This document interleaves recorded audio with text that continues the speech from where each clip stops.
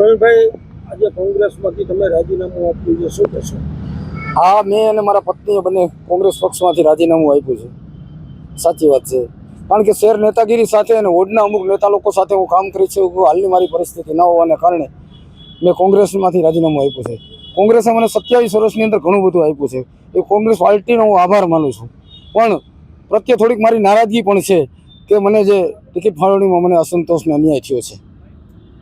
તમને શું અસંતોષ અને અન્યાય થયો? મને ટિકિટ ના આપી એનું કારણ કે મારા પત્ની તો હવે લડી શકે એમ નથી, અને સરકારમાં પણ એક રોટેશન હોય છે કે 5 વર્ષે રોટેશન બદલાઈ જાય, તો ત્યાં અમારી પણ સમાજની વસ્તી મોટા પ્રમાણમાં છે જ.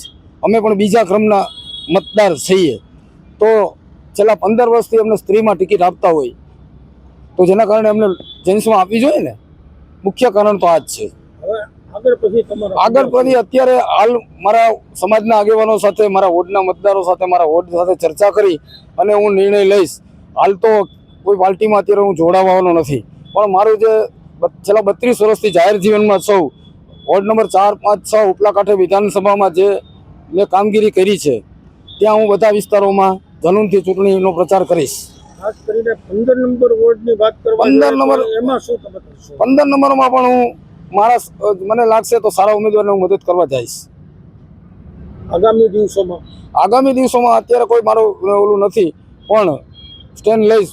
પણ અત્યારે તો હું એક જ મુદ્દામાં છું કે વોર્ડ નંબર 4, 5, 6, 3 જ્યાં અમારા સમાજની વસ્તી અને મારો વ્યાપક ફેલાયેલો છે છેલ્લા 30 વર્ષથી જે કામગીરી છે, એ લોકોને સારા ઉમેદવારોને ભાજપ કોંગ્રેસના બધાને હું મદદ કરવા જઈશ.